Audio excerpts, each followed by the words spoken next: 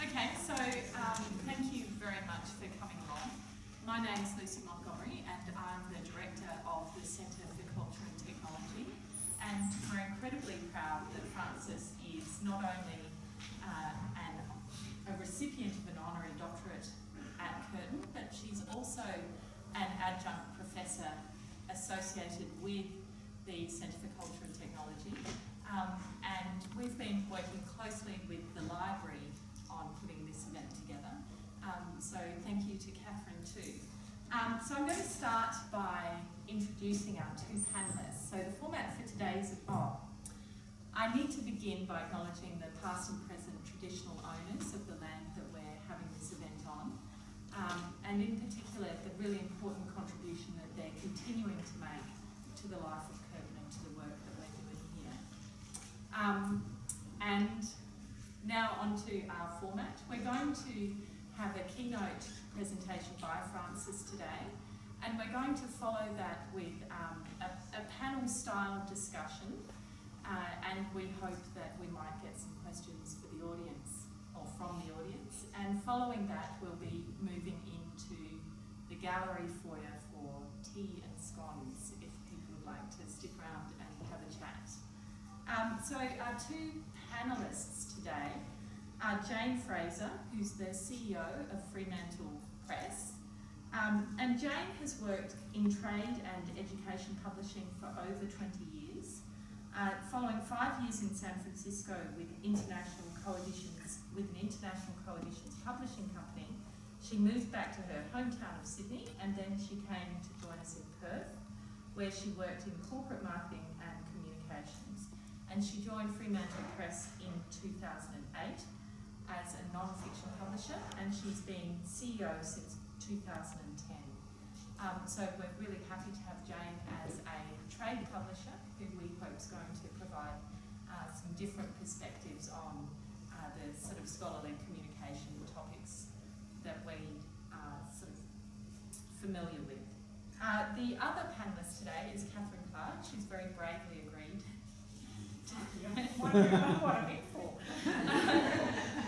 to join our panel discussion, and Catherine is the University Librarian and Director of the John Curtin Prime Ministerial Library at Curtin University. Catherine has held various positions with the Australian Library and Information Association, including as the convener of the Western Australia Group. She's an executive committee member of the Australian Open Access Support Group and a faculty member of the Australian Evidence-Based Practice for Librarians Institute. And finally, our keynote speaker today is Frances Pinter. And Frances is an eminent academic publisher and recipient of the Curtin University Honorary Doctorate of Letters in recognition for her services to scholarly publishing. She's also founder of Knowledge Unlatched, which is a not-for-profit company working to create a sustainable route to open access for scholarly publications. I'm really delighted that Frances has been able to come back for this week and for this event, and I'm looking forward to hearing her talk. So thank you.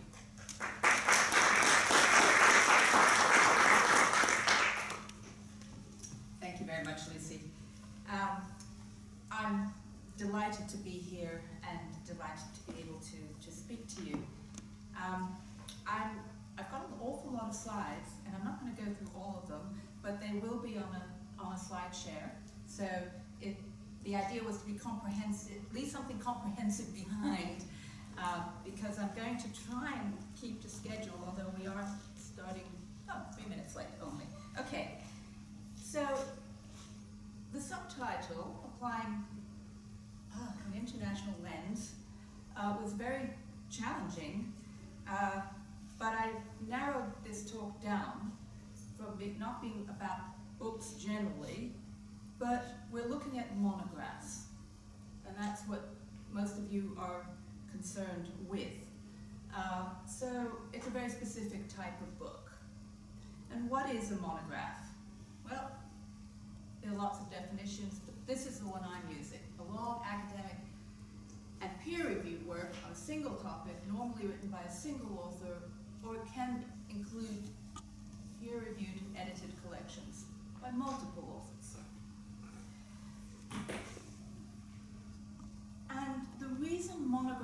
continue to be important, especially in humanities and social sciences, is because the writing of a long-form publication, monograph, is the research process. And that's really quite different from the way that science is communicated.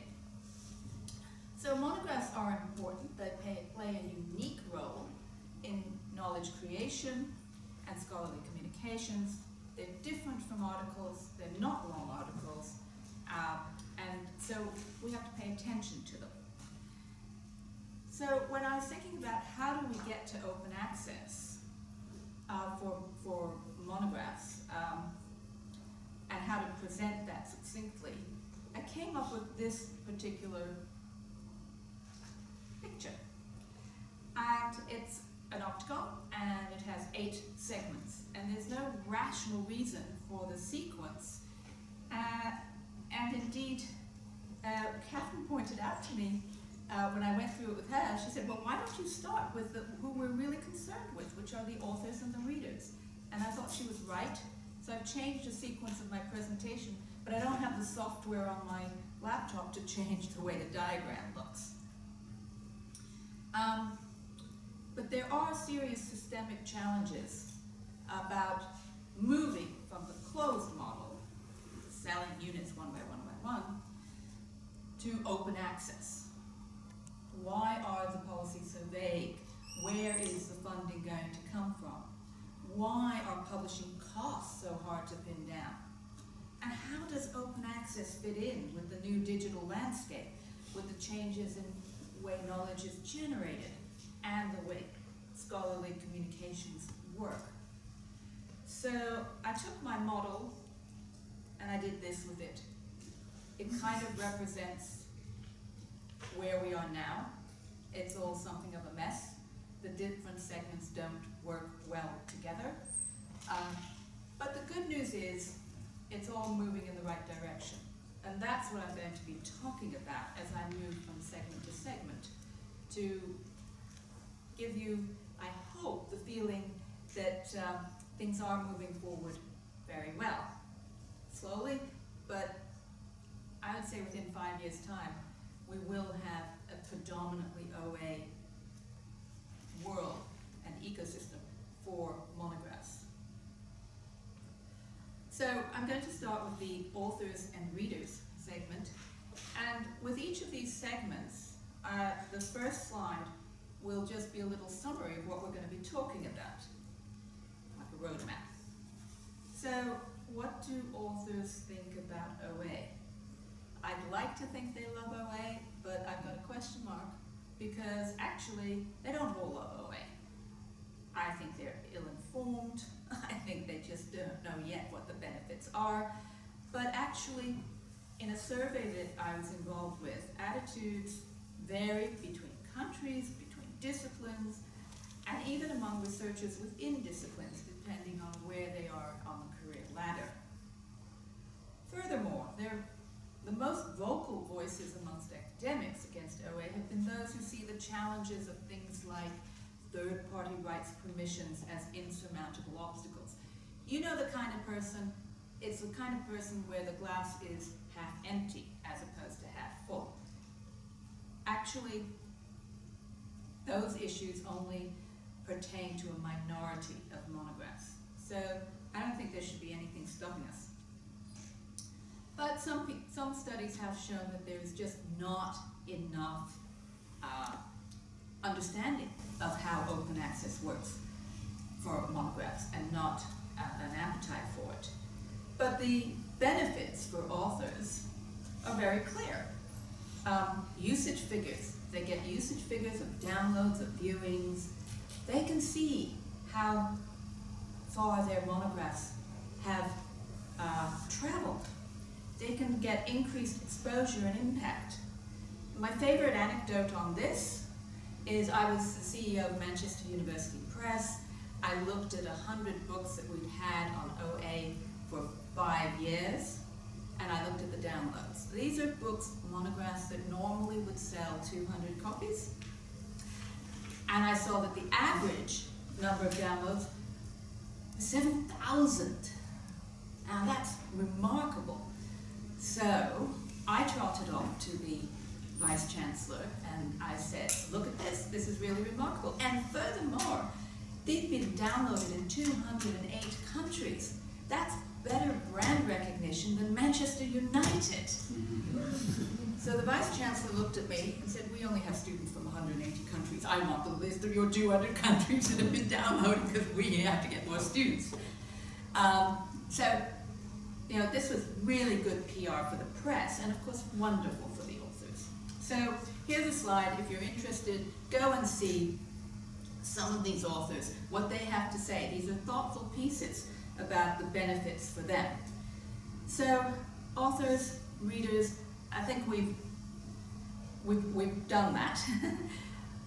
But I also want to talk about licensing.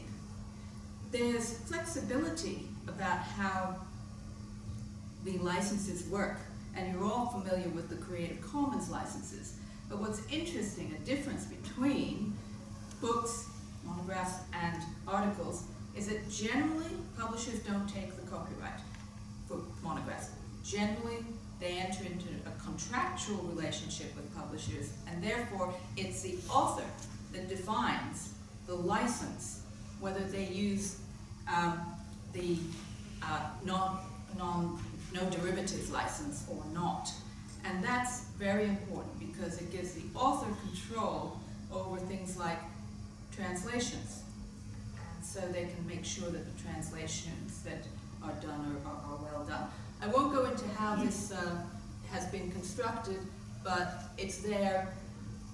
It shows great variation in 8 countries as to the kinds of licenses that have been popular, not popular, and you can see more about that in a report that I'm going to talk about. So what do we want to keep and what do we want to improve for both authors and readers? Quality assurance, peer review. The editorial services for monographs are valued by their authors. We've seen that in survey after survey. New software is coming on stream to make it easier to publish monographs, and easier to use platforms are coming along as well. We're not there yet, but it's all going in the right direction. So policies, OA policies. You live in a country where you already have mandated open access, not just for articles, but also for books. That's not the case in all countries. It's not the case for all countries that have mandated articles, but they have also mandated books. They have not always done so. So, what am I going to talk about? I'm going to talk about what's happening in Europe. I'm also going to talk about what's happening in the UK. This is where I burst into tears over what is happening to my poor country. But I won't go into the politics of Brexit. There are actually some interesting things happening with regard to OA, which I'll talk about in a moment. And the UK comes from a very different tradition of publishing than continental Europe. Most of the comments that I'm going to make come from this report, which I and 2 other colleagues did for an organization called Knowledge Exchange. We compared 8 European countries in depth, and it's a terribly long piece of work. Lucy has a copy, but I would have gone overweight with my my bags if I brought more than one, but it is online. So please do have a look if you're interested.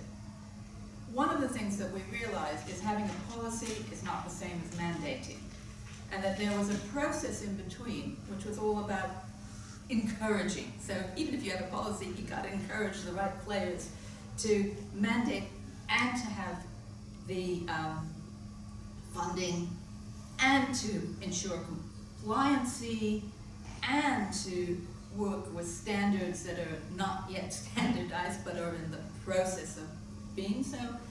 And we know that the infrastructure for getting content from A to B in the digital realm is still incomplete, but more on that later.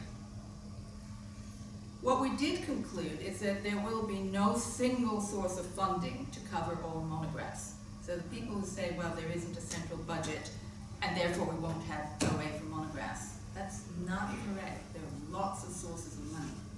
And it'll be a mix and match in approach and a mix and match in terms of business models. And as I said, infrastructure is getting better. So here, there's a slide there as to which countries have mandates, which don't, but I'm not going to go through that, just to show you that it's different in each of the 8 countries. And one of them was the UK. So here's my slide about what's happening in the UK right now. HEFCE, Higher Education Funding Council for England, not to be confused with things that are all UK. Actually, HEFCE has the contract to run the Research Excellence Framework for both, well, for all of the UK. So with Scotland, which may or may not be part of the UK soon, for Northern Ireland, which may or may not be part of the UK soon, for Wales, that probably won't go anywhere. But anyway, for the time being, HEFCE runs the REF. The REF is what determines the research funding for universities. And it's an exercise that's done every 6 years. It's hugely expensive, hugely controversial. But it's the carrot and the stick. And the good news, the great news, is that HEFCE is absolutely dedicated to making books, making monographs and edited volumes that are scholarly volumes go OA very soon. Now, they will mandate it step by step. They have realized that it would cost them £20 million a year. That, in the current climate, when HEFCE is being reorganized, when the country is being reorganized, when nobody knows where we're going, is probably too big a leap. But what HEFCE is doing at the moment is devising a pilot project, which will still be several millions of pounds a year. So that's good news, because it's one of the few things in my country that's going in the right direction. I'm so pleased. So let's look at funding. We found in the landscape study that money determines everything. And we found a number of studies and a number of initiatives. A report that was done by a consultancy firm, they have found that there is a lot of money in the system. The US initiatives and institutions and libraries, they're doing a lot. So SIMBA said, actually, they expect the growth of open access monographs to be 30% per annum. That's without the HEFCE mandate. That's without taking into account what any of the big publishing companies may do. And I have to say, they are hiring up staff to do books in open access, do monographs in open access, and that's very exciting. So things will happen. So their 30% is just based on just a general trajectory that if everything stays as it is, there will still be at least $21 million a year going into OA. Now, out of America, let's look at what's happening there. There's a very big foundation called the Andrew Mellon Foundation, which has a real soft spot for American university presses, and there are about 100 of them. And they are funding to the extent of anywhere from $100,000 to $1 million each, about 20 infrastructure projects. Their view is if they get the university presses to work on building infrastructure collaboratively and also train people and improve capacity, that monographs will go OA.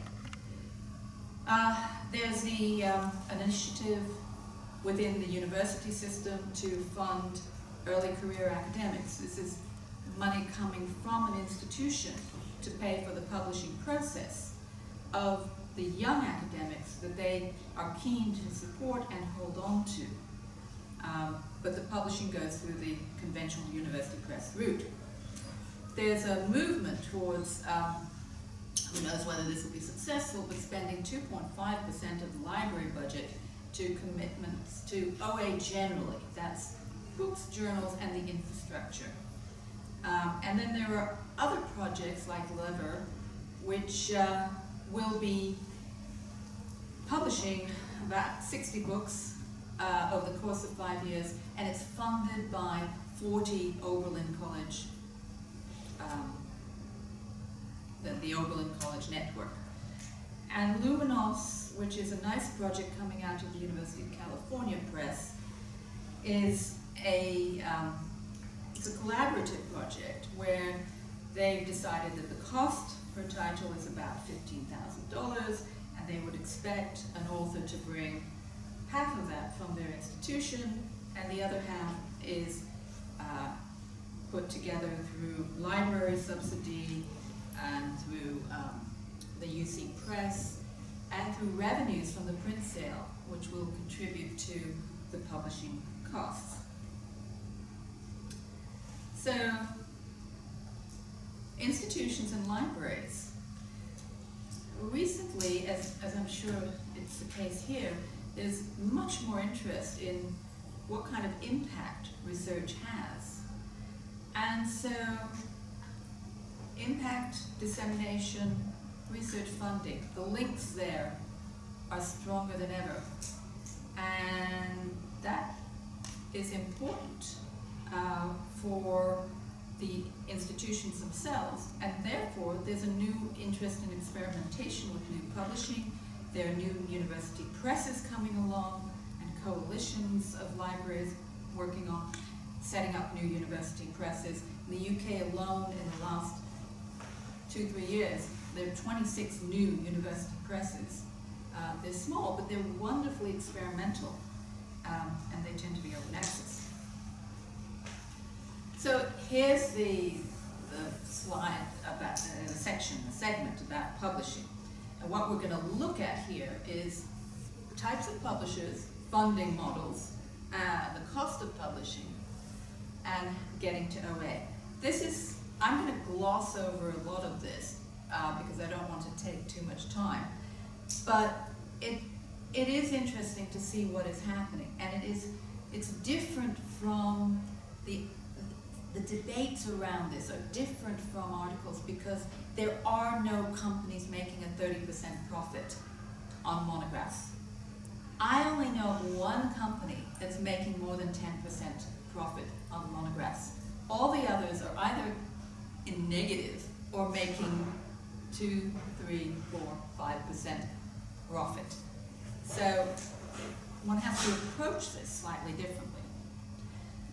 So in the landscape study, we distinguished between 4 types of presses publishing monographs. The traditional university press, the traditional commercial press. First one, OUP, CUP come to mind. The second one, Routledge, comes to mind. Then there are the new university presses, often library-based and initiated by libraries. And the poster child of this in England, the one that has a large amount of funding and support, is UCL Press. And then there are academic-led presses. Open Book Publishers is one of those. And then when we wanted to look at the different types of business models, we had to decide how we were going to do that. And we decided that's how you did it. You followed the money, and then the models came out of that. So the first model is where a BPC, that you all know that's the book processing charge, is paid for by the research funder. That's a picture of the Wellcome Trust in London. They fund just about anything that has any links with medical history, for instance, and or current books, monographs on medical subjects. Others are following suit. Model 2 is where a BPC is paid for by an author's institution.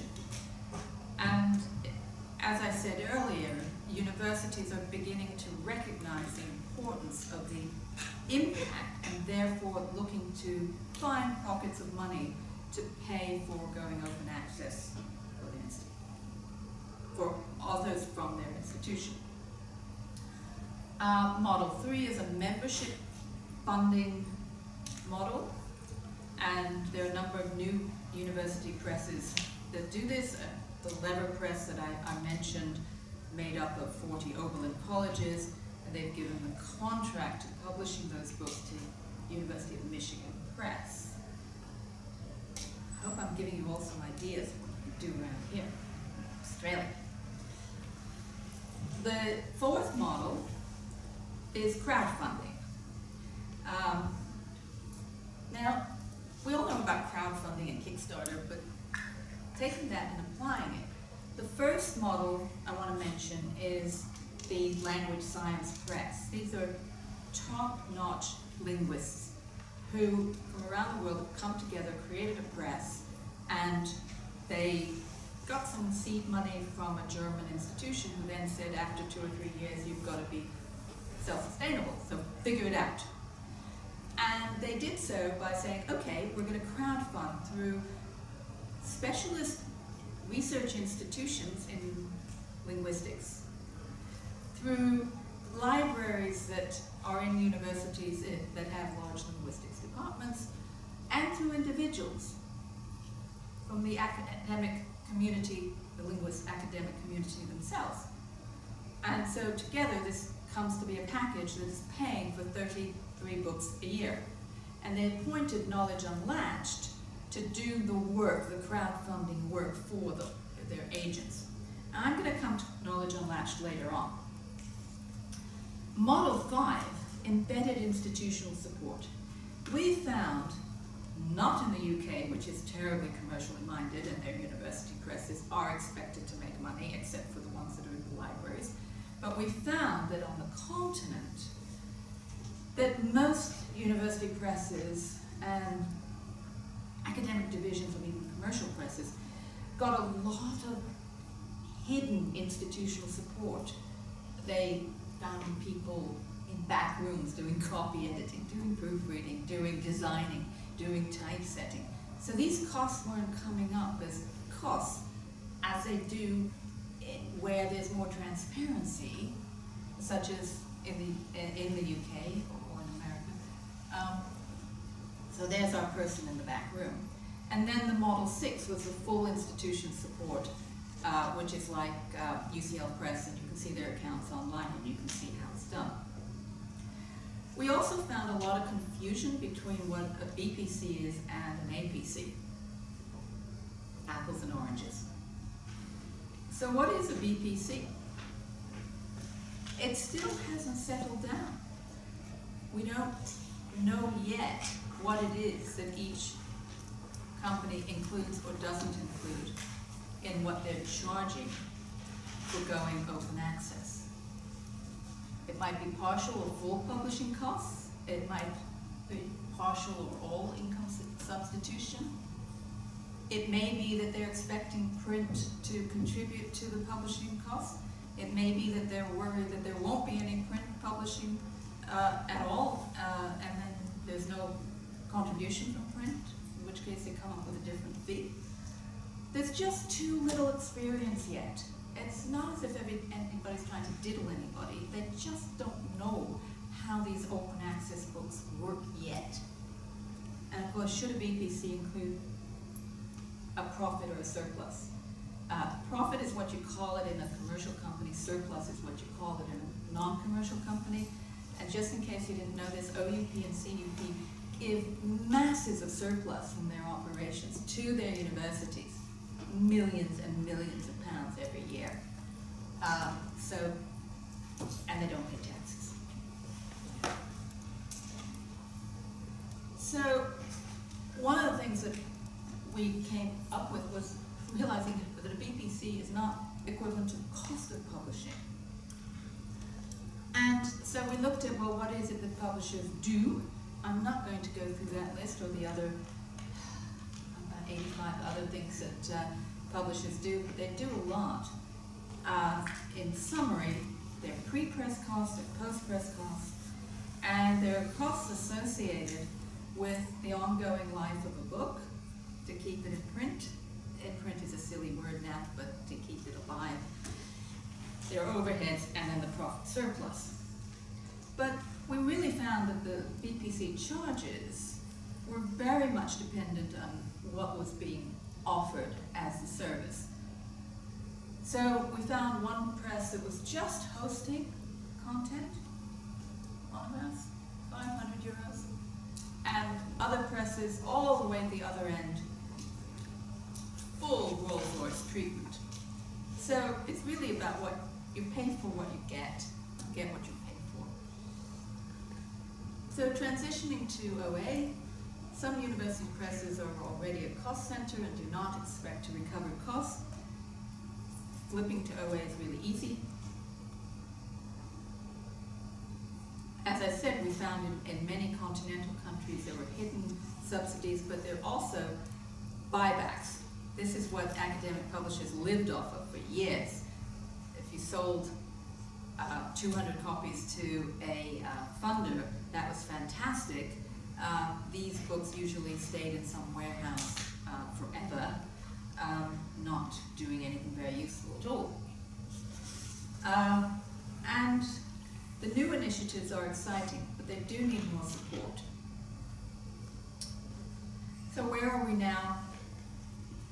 Publishers are beginning to be happy with BPCs. Funding is emerging. And what we'll see is that traditional publishing will exist even as more go away. Cost savings to be had by going into OA. I'm not going to go into that, but there are real cost savings.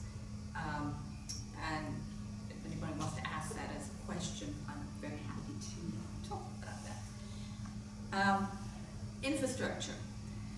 Now I'm going to go very quickly over infrastructure, and then I'm going to skip over to metrics, and then finally conclude with libraries. So, discovery challenges. Discovery and metadata. These are issues that particularly the librarians in the room are very familiar with. There's a gap between what the publishers think they ought to be doing and what you as librarians want publishers to be doing. And that's being recognized now and being addressed. So that's what we're going to briefly talk about. I'm not going to go through all of the slides covering discovery, the challenges, the metadata issues, but you'll see there's several bodies there that are relatively new and contributing to creating some order out of the chaos of metadata. So I think everybody in the system is realizing that it's absolutely top priority. Metadata and standards, universal standards that apply all throughout the world. Hosting, discovery, that's all happening. You don't need to worry about your OA books going lost, because that's fine. And there are guidelines all over the place that you can look at. And the value-added services are growing. And in particular, the usage metrics, which we'll get to in a moment. There are new projects being developed in Europe through the Hermios Operas programs and the Mellon projects in the United States. And I think we're going to skip the content and services. Just very briefly, the big issues are who owns the content and who decides on licensing policy.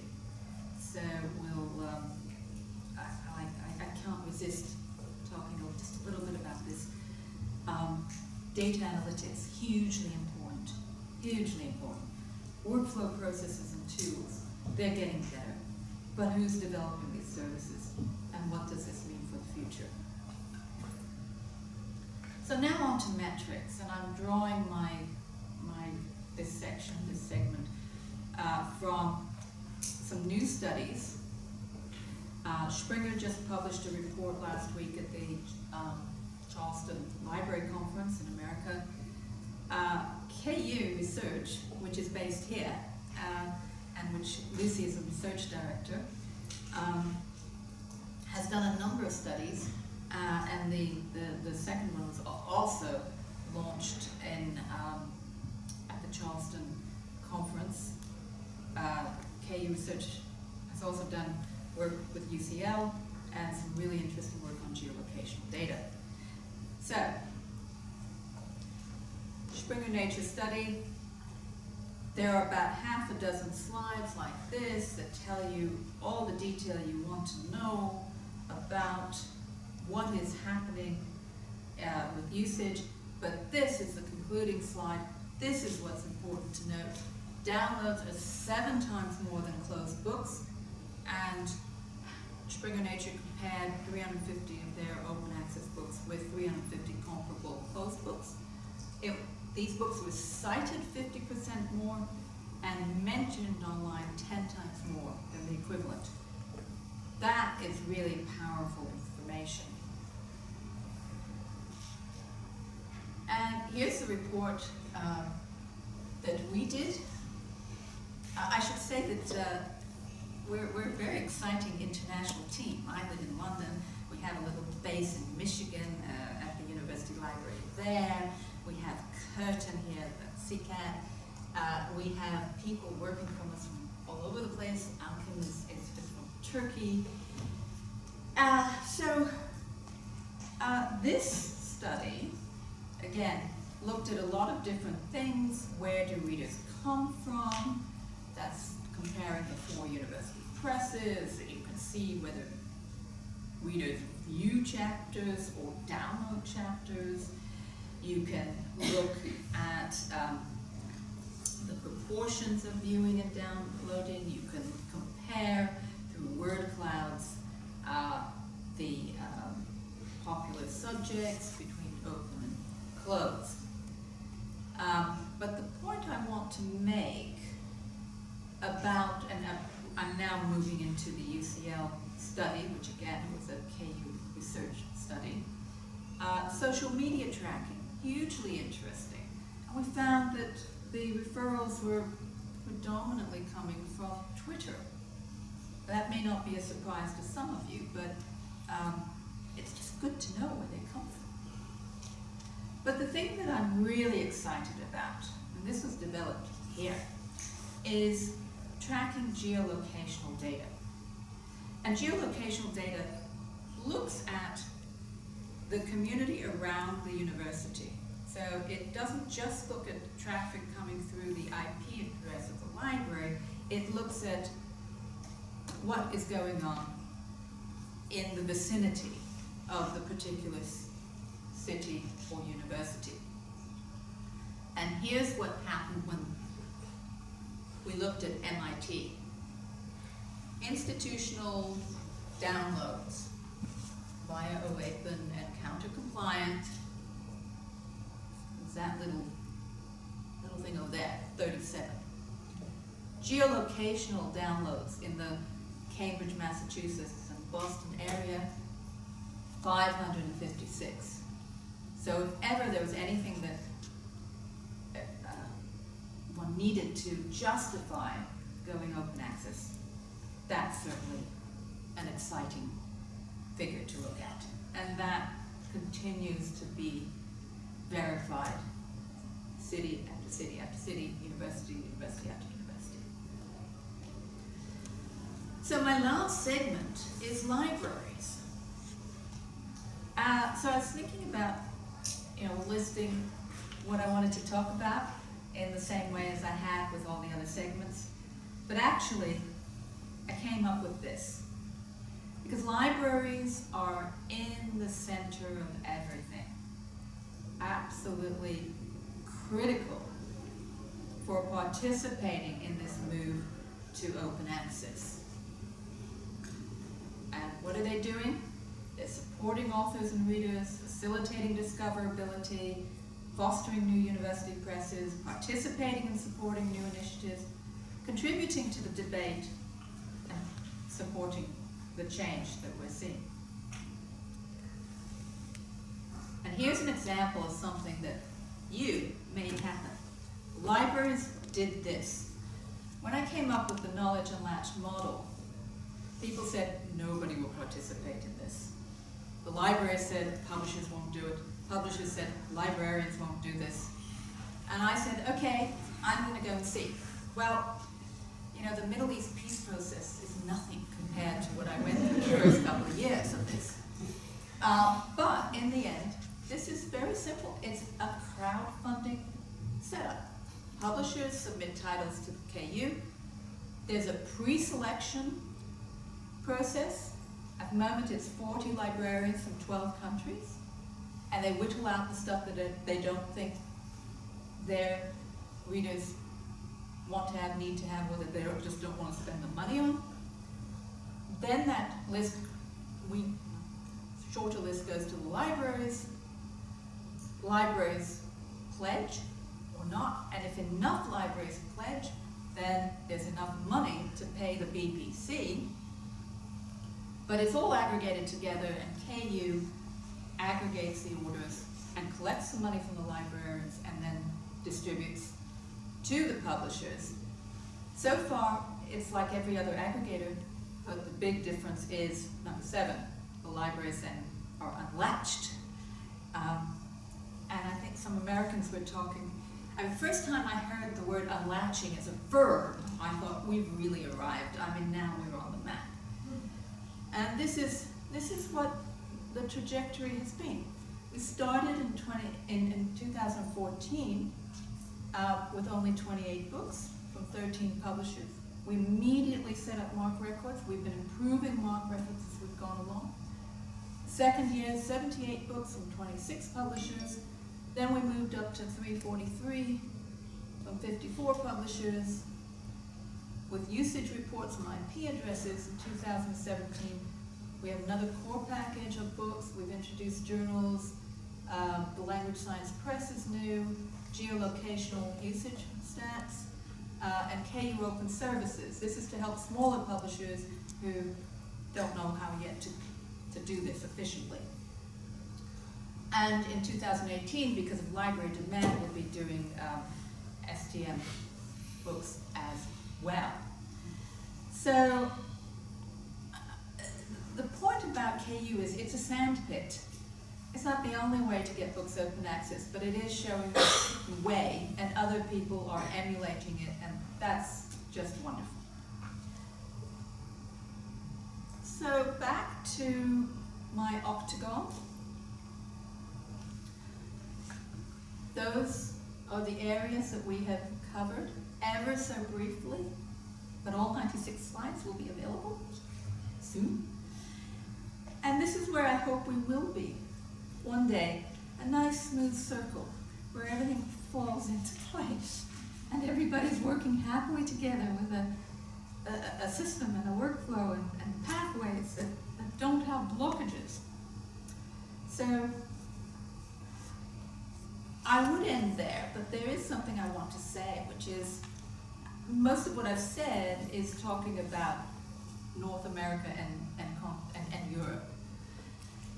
There are other things happening on a much smaller scale in other parts of the world for different reasons and with different heritages of publishing. But as Australia knows better than most, power and wealth generally is moving east. And we're in a rather unpleasant period of history, at least from where I stand, up there in the UK. It was terrific being here the other day to see the the results of the vote, finally being in a country that's doing the right thing, absolutely wonderful, and the joy and the happiness of all of that. We don't see that very much where I live, and nor on the continent, nor in America. So I think that Australia has a very important role to play in helping making knowledge as open as possible, because what we don't want is having access reduced. What we want to see is access to knowledge being open. So, thank you very much.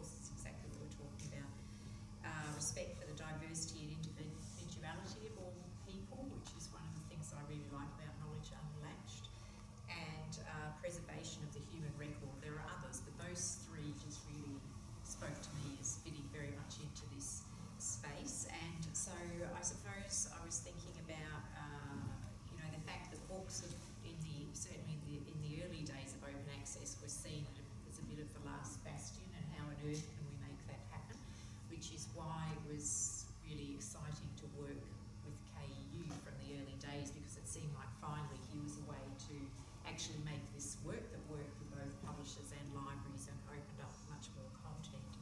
And I suppose the final point that I would make is that sustainability is just so critical for everyone. So, like everywhere else, library budgets are sadly a fixed amount, occasionally up, occasionally down. And so budget management is something that we're trying to manage all the time, and is becoming more challenging, particularly in the journal space, as the journals get consolidated into fewer and fewer publishers. And so for me, the open access to books, being able to find a way to make that sustainable, and also to really keep up that diversity of publishers, because I think particularly in the humanities and social sciences area, that different views on the same topic is absolutely critical. So again, being able to share that content more broadly, which is often been locked down in university libraries in many ways, the print version. So so those were the things that I thought of. Well, coming from a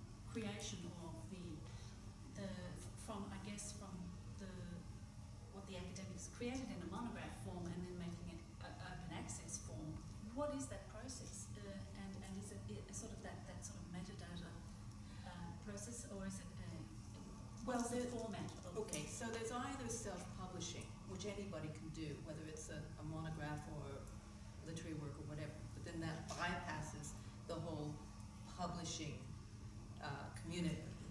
But if an academic wants to be published by a conventional publisher, be that commercial publisher, non-commercial publisher, a new one, an old one, whatever, but someone who calls themselves a publisher, then they would take usually their idea, even before they've written the book, to the publisher. The publisher will help them shape it and develop it, and then it's the publisher's job to do all of the tasks that publishers do. And they do the creation of the metadata, they do the editing and so on, and the design and formatting. Increasingly, a lot of this is being automated, but someone has to manage it. It's project management in effect. Because when we create a book for print purposes, we don't necessarily have in mind the end user in a digital world, in that sort of academic way. From a metadata point of view, the metadata that we put on an ebook, for example, is very basic. But you really have to think about that before you even start the book. Yeah, and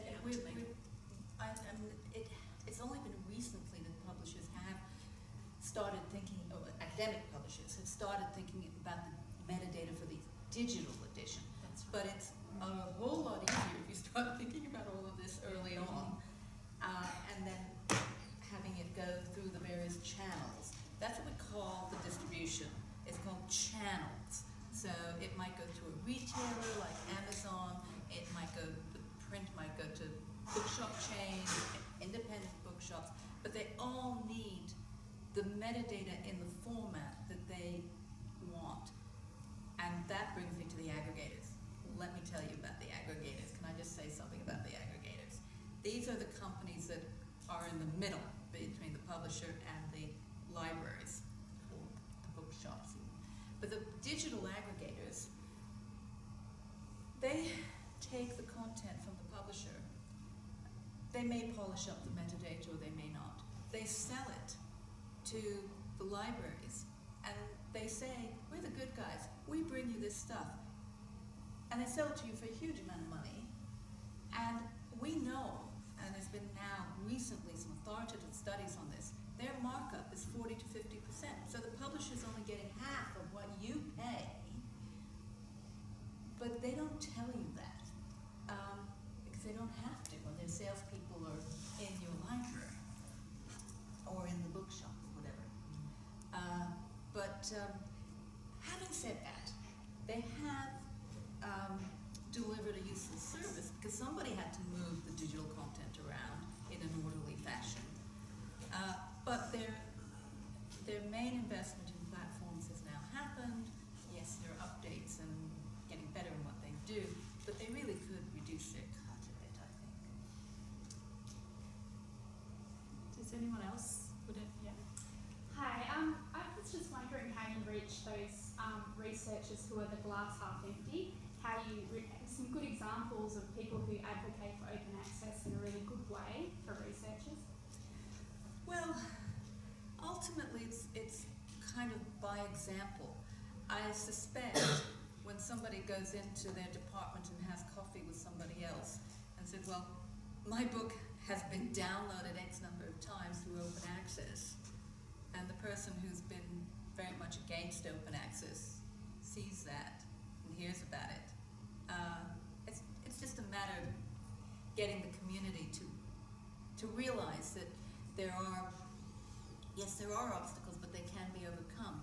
And interestingly, what Hefke is doing, that in their study for mandating open access, they reckon that only 75% of all monographs can be mandated because of third-party rights issues, like history of art. You try getting the Getty Foundation to let you put in images on a Creative Commons license with no idea as to how many downloads they're going to be, because they're used to selling for the print edition. You can have this for X amount of money for a print run of 2,000. But as soon as you reprint, you have to go back and get more money. So we've managed to get over all of this by, well, when I was at Manchester, what I did was I just put in a little block and I'd say, this image but it is available here, and you can get a low-res image there, but we cannot put that image in at this point. And so from my point of view, it was better to put the book in without the image than not publish the book as OA at all. And so people are beginning to get used to this. So hopefully this percentage that have these obstacles will reduce. And of course, academics always compare sales, which is not the right thing to do, really, because the sales depends on how good your publisher is promoting the book. It really doesn't depend on the quality of the book. So when you start looking at downloads of open access books where there's no barrier to access, you have a different kind of metric that's a much more valid metric. So academics are beginning to think about these things. Does that answer your question? Yes?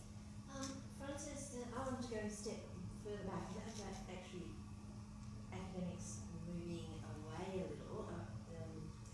Social science and social humanities academics moving away a little from publishing so many books because of the demands of things like the RAF and the ERA here. You know, we've done some research and a lot of them are saying we're getting this, we need to publish journal articles, you know. So have you noticed, did you notice that? Well, in the UK there's pushback against that. The academics are saying, well, in this subject, we want to be able to do our monographs.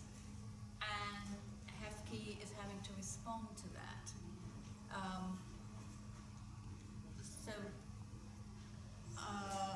There's a very strong monograph publishing tradition in the continental countries. Less so in the Nordic countries, but everybody else. And so, yeah, we went through this a few years ago in the UK. There was huge pressure to just do journal articles.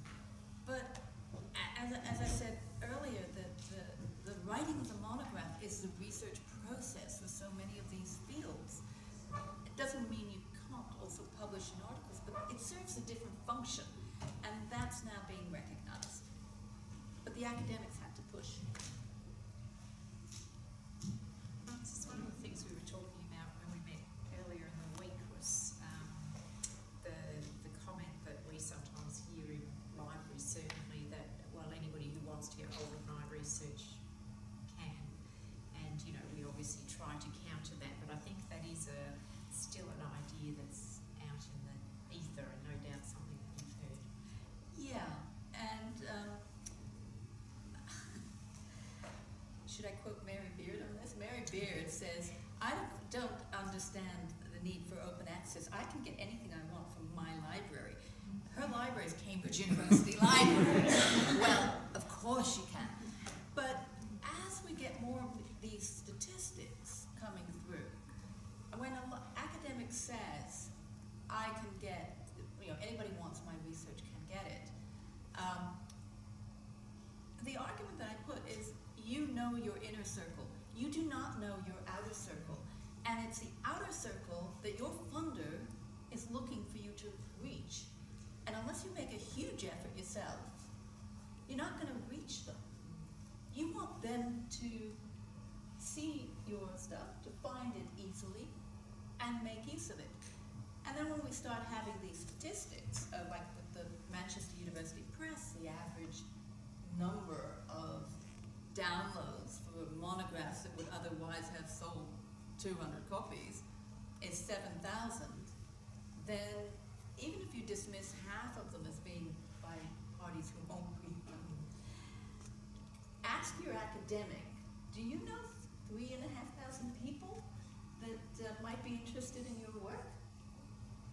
Yeah, well, the other interesting thing is to do with when we did the JSTOR report, seeing some of the downloads from places where authors, I suspect, have very little notion that there might be an audience. So the Philippines, once we corrected for academic population size, the top download loader of the JSTOR open access books was actually the Philippines. And I guess that a lot of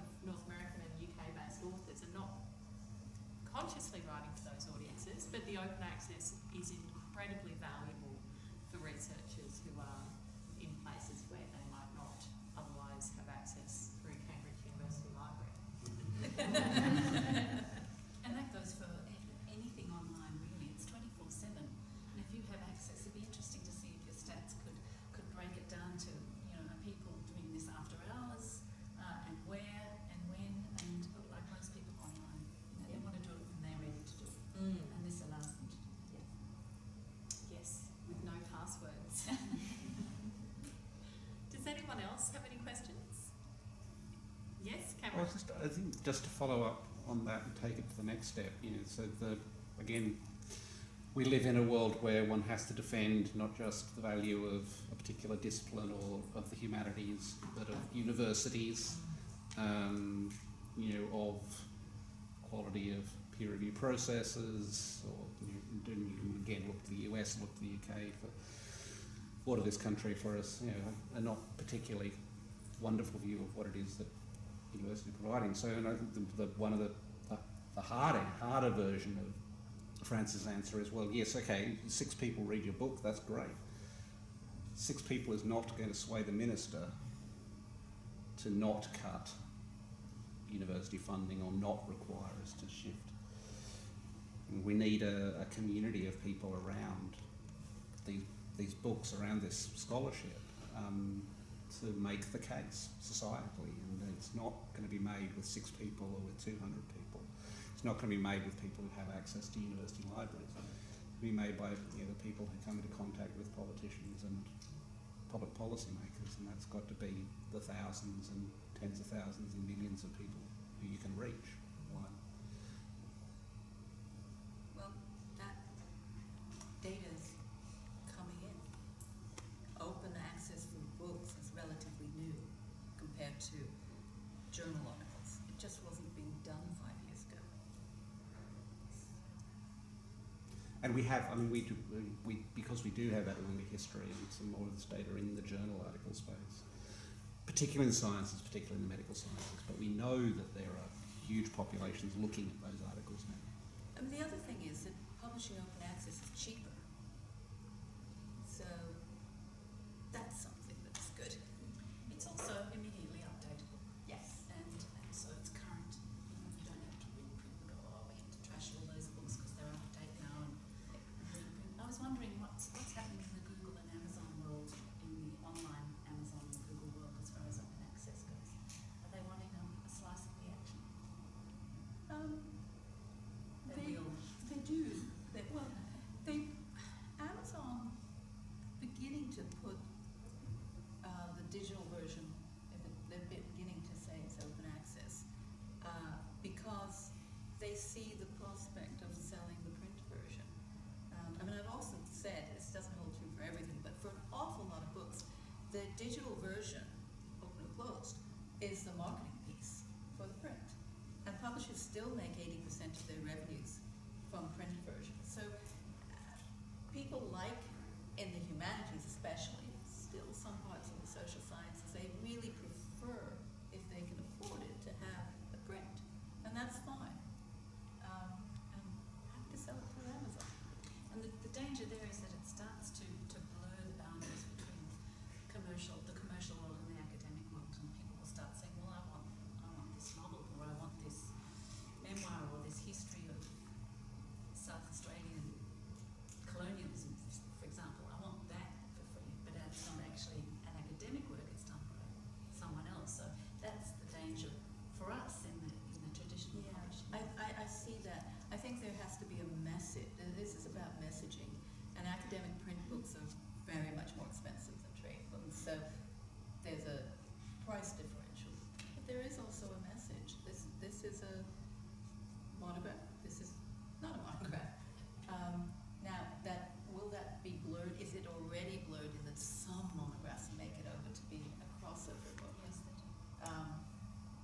And I published one of them once, which was terrific fun. I was at Bloomsbury, in the academic division, and an editor came along with a book called The Precariat. And the salespeople around the table said, we can't sell it with that title. You have to change the title. And the editor said, absolutely not. Fought it. And the managing director said, well, I'll bet you £5 you won't sell more than a couple of hundred copies. So we published this on open access. One day there was a phone call from a professor.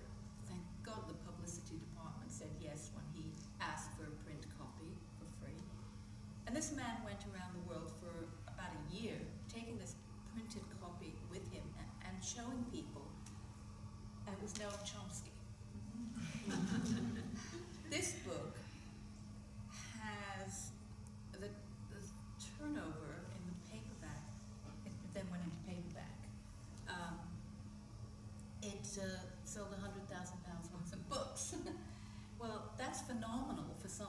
started its life as an academic book where nobody even understood the title. And the precariat has now become a word that's been accepted as those people who don't have fixed jobs, fixed abodes. But it also, it did that, it managed to sell that number of copies while being open access. Yeah, so, yeah.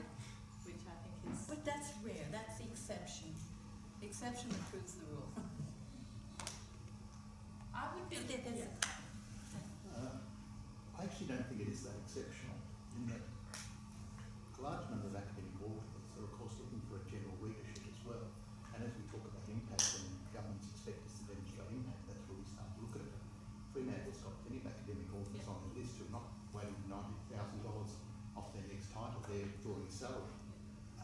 And they're interested in a crossover readership. And we've got academic publishers in Perth who've got cookbooks on their lists. So this kind of blending between the academic and the trade has happened some time ago. And authors know that general presses, trade presses are good at one thing, that's selling to the public. Academic presses are good at another thing, which is selling to a library. And I would think if I was in a trade publishing situation, I'd be doing some kind of hybrid lists that could do both things, that could be doing open access and general sales as well. Just in the same way that academic publishers are obviously looking for lists that can do both. And Interesting that notion of looking at both, but we couldn't. It would be commercial suicide to do that. We couldn't give our work away on open access. We just wouldn't. Well, I don't think you're giving it away. It's the But can I comment on this? No, I think you're absolutely right for your press. I think you have to be a big press to be able to do this. Springer have got 350 books out on open access. They publish 2,000 a year. So, and hopefully those 350 will have more of an impact than they would if they were closed. The stats show that more people are looking at them, but of course that doesn't tell you whether it really has impact. But of course when you bring up the Springer, you're also suggesting that there is, or indicating that divisions there are in academic publishing. Sorry? The divisions and the separations within academic publishing. Springer is not a university-based press doing a small number of titles. They're looking for a different type of book, they're looking for a different type of audience, they're creating different types of lists. I just kind of think it's a bit simplifying to say there's trade publishers and academic publishers and that's kind of it. It's a much more complex model than that. It is, but I was given 45 minutes.